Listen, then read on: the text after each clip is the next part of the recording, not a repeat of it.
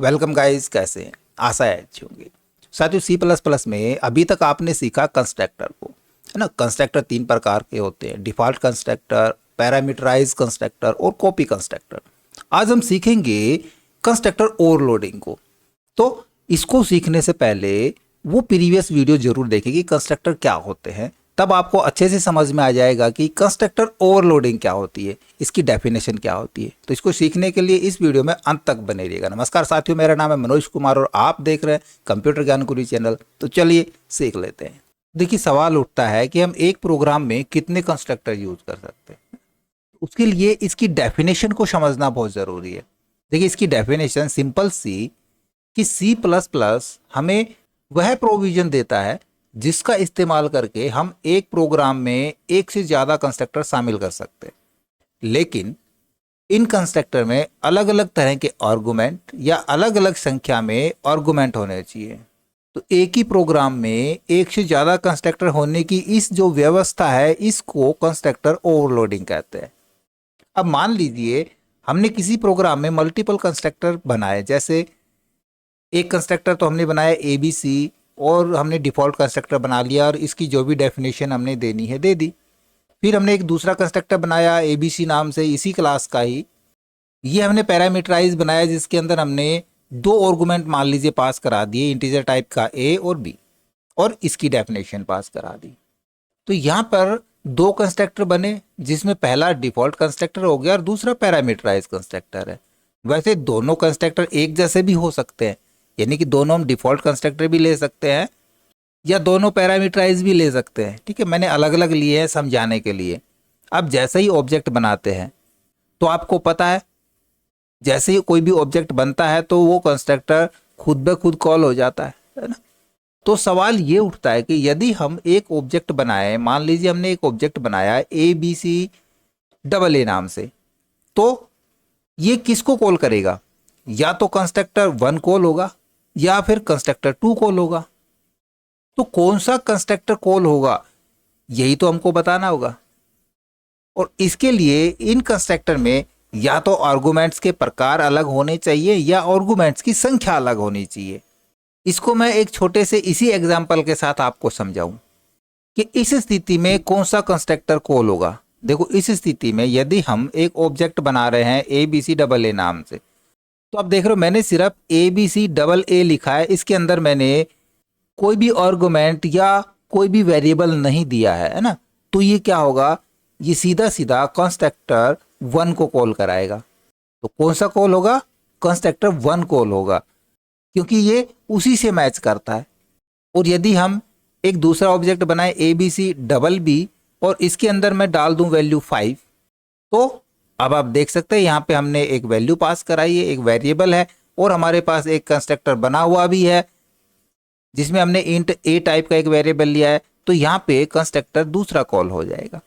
तो कंक्लूजन ये निकल के आता है कि कौन सा कंस्ट्रक्टर कॉल होगा, ये डिपेंड करता है नंबर ऑफ आर्गुमेंट्स पर या टाइप ऑफ आर्गुमेंट्स पर। और यहाँ पर नंबर ऑफ आर्गुमेंट्स अलग है। इसी प्रकार से एक दूसरा एग्जाम्पल समझते हैं जिसमें नंबर ऑफ आर्गुमेंट्स हम सेम डालते हैं, बट यहाँ पे आप देख रहे हो दोनों कंस्ट्रक्टर्स के अंदर मैंने टाइप ऑफ आर्गुमेंट है वो डिफरेंट लिए। पहले कंस्ट्रक्टर के अंदर दोनों इंटीजर टाइप के A और B वेरिएबल है, और दूसरे कंस्ट्रक्टर में एक वेरिएबल इंटीजर टाइप का है और एक वेरिएबल फ्लोट टाइप का है। तो इस स्थिति में यदि हम एक ऑब्जेक्ट बनाए ABCAA नाम का और उसके अंदर 5,4.5 हम वैल्यू असाइन करते हैं, तो ये सीधा सीधा कंस्ट्रक्टर दूसरा कॉल होगा जिसके अंदर एक फ्लोट वैल्यू शामिल होगी। और यदि हम एक दूसरा ऑब्जेक्ट बनाए ABCBB नाम का और उसमें वैल्यू डाल दे 5,10, तो कंस्ट्रक्टर 1 कॉल हो जाएगा। ऐसा क्यों हो रहा है? क्योंकि यहाँ पे जो टाइप ऑफ आर्गुमेंट है वो डिफरेंट दिए गए। और इसको और अच्छे से समझने के लिए अब हम इसको एक डेमो एग्जाम्पल के साथ समझते हैं। यहाँ पे हमने एक क्लास बनाई है डेमो नाम की। सिंपल से हमने एक डेमो नाम की क्लास बना ली और उसके अंदर एक वेरिएबल दे दिया, प्राइवेट वेरिएबल हमने A नाम से एक असाइन कर लिया। पब्लिक के अंदर आप देख रहे हो मैंने मल्टीपल कंस्ट्रक्टर बनाए। मैंने एक डिफ़ॉल्ट कंस्ट्रक्टर भी बनाया, उसके अंदर हमने डिफाइन कर दिया A के अंदर 10 वैल्यू असाइन कर दी। एक मैंने कंस्ट्रक्टर बनाया पैरामीटराइज जिसके अंदर हमने एक इंटीजर टाइप का x वेरिएबल लिया है और x को हमने करा दिया a के अंदर स्टोर, तो कर दिया a इक्वल x। ये हम दोनों चीज़ें समझ चुके हैं। तीसरा भी हम समझ चुके हैं जो मैंने बनाया है कॉपी कंस्ट्रक्टर। यदि आपने तीनों नहीं समझे हैं तो वो वीडियो पहले ज़रूर देखें। तीनों मैंने तीनों में अलग अलग बारीकी से डिफाइन किया है। तो आप देख रहे हो मैंने मल्टीपल कंस्ट्रक्टर यहाँ पे बनाए हैं। अब जो मेन सवाल आता है कि कौन सा कंस्ट्रक्टर पहले कॉल होगा, उसके लिए हम डायरेक्ट मेन फंक्शन के अंदर चलते हैं।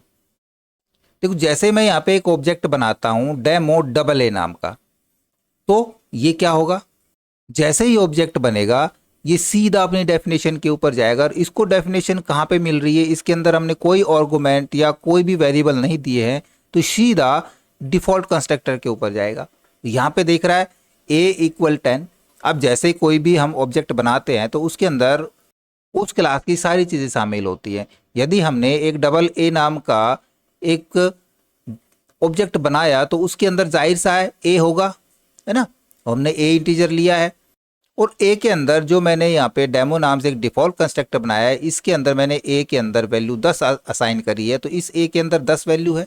और जैसे ही ये ऑब्जेक्ट बनेगा, ये ऑब्जेक्ट बनते ही सीधा अपनी डेफिनेशन पे जाएगा, कॉल कराएगा इस कंस्ट्रक्टर को। इसके अंदर a बराबर 10 हमारा स्टोर हो गया।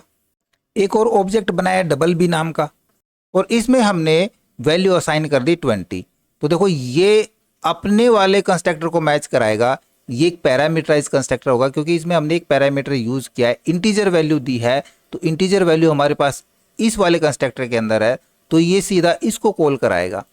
और इसके अंदर x की वैल्यू, x के अंदर हमने देखो यहाँ पे 20 दिया है इसमें, तो 20 वैल्यू कहाँ पे स्टोर हो जाएगी, वो a के अंदर स्टोर हो जाएगी। a इक्वल x के बराबर हो गया, तो यहाँ पे a के अंदर क्या आ गया, 20 स्टोर हो गया।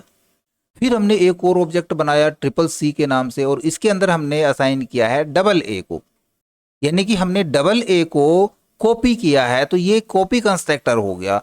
जैसे ये कॉपी कंस्ट्रक्टर हुआ तो ये किसको कॉल कराएगा, ये कॉपी कंस्ट्रक्टर को कॉल कराएगा। और यहाँ पे इसकी डेफिनेशन के अंदर हमने दिया है a इक्वल जेड ऑफ ए, और जेड ऑफ ए कितना है, जेड ऑफ ए का मतलब जेड हमने ये एक वेरिएबल यहाँ पे दिया था जो एक नया वेरिएबल नहीं है बल्कि इस वेरिएबल का रेफरेंस है। तो डबल ए की वैल्यू कितनी है, डबल ए के अंदर हमने 10 वैल्यू असाइन करी है ए के अंदर, तो ये हमारा इस ए में स्टोर हो गया।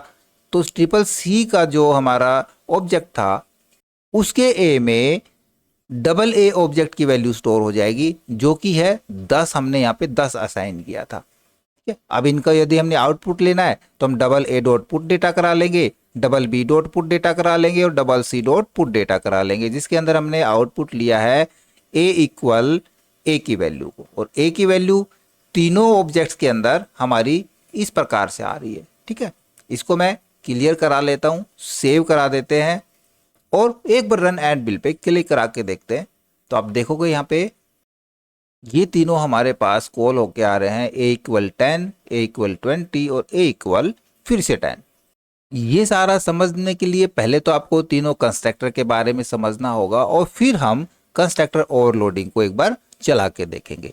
तो एक इसकी डेफिनेशन और इसका एक डेमोन्स्ट्रेशन प्रोग्राम हमेशा आपने अपने एग्जाम में इंप्लीमेंट कराना होगा। ओके, आशा करूंगा वीडियो आपको जरूर अच्छा लगा होगा। इसी प्रकार अच्छे वीडियो देखते रहने के लिए लगातार हमारे साथ बने रहे। हमारे वीडियोस को ज़्यादा से ज़्यादा हम दोस्तों में शेयर करें, लाइक करें और यदि नया पर चल पे तो हम सब्सक्राइब जरूर कर लें।